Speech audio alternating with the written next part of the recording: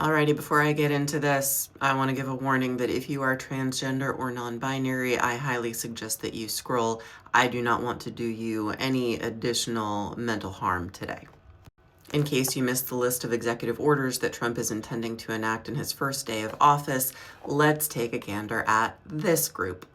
Under DEI initiatives, he intends to establish biological sex definitions for federal workers and as part of revised Title IX guidance to schools, remove protections for transgender people in federal prisons, and remove protections for transgender migrants in U.S. custody.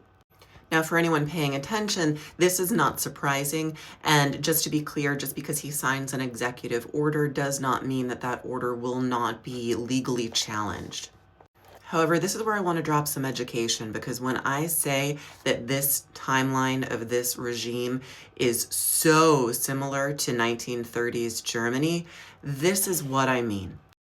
Now I'm going to show you some information from the United States Holocaust Memorial Museum. This information can be independently verified using several sources, so feel free to fact check me.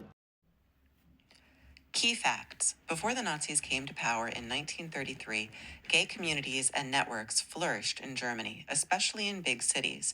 This was true despite the fact that sexual relations between men were criminalized in Germany. Beginning in 1933, the Nazi regime harassed and dismantled Germany's gay communities.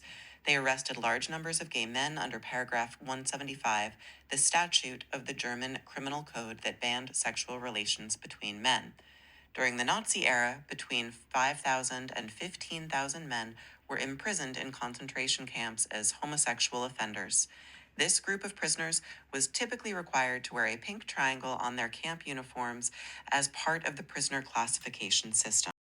Now, that article was focusing mostly on gay men in Germany because under Article 175, lesbians were not technically being prosecuted. However, they were still absolutely being persecuted depending on the area and the situation that they were in. Side note, there are some really fun activism stories about lesbians and gender bending back in Nazi Germany. I highly recommend you research some of those. And what I would like to draw your attention to is that prior to the Nazis coming into power in Germany, there were pockets of places in Germany where being openly gay was accepted. And despite that, gay people made up a very, very small percentage of the German population. Very similar to transgender people in the United States. We don't have perfect statistics here, but we believe that transgender people make up about 1% of Americans. If you want to add in all gender bending people, that's about 5% of Americans. So we're still talking about a very, very small percentage.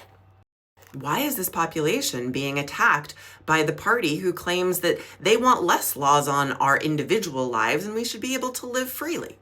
Well, they're being attacked because this was the same exact tactic used in Nazi Germany to cause derision between individuals and create additional compliance for a fascist regime to take a hold of people. Americans who buy into the idea that transgender, non-binary people are the enemy are falling for a trap. But this is a trap that has real ramifications. We have plenty of research and understand that if someone's gender is not being respected, that it causes mental harm, and it also is insinuating violence against transgender people. Transgender people are going to die because of these executive orders.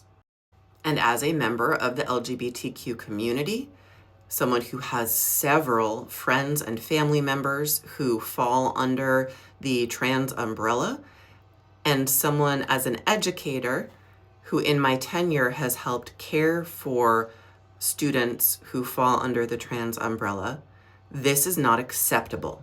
This is not something that I can remain silent about, and I urge you to not remain silent as well. This is a small population, but it is an important population for the morality of our country. If you are a parent of a transgender child, now is the time that you really need to pay attention and take action. There are states that in their constitution have gender protected, including transgender rights. Obviously, if things change at a federal level, those rights will be challenged. But again, these things are going to be up for legal battle.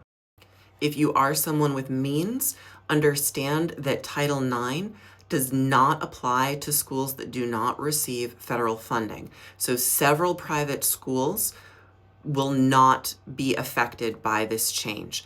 Obviously, we cannot all afford to send our children to private school, but if it is within your means and in your area, please consider it. And as soon as that executive order is signed, all of us need to be contacting our congresspeople and speaking out against these horrible atrocities. This is a beginning, but we can be the end.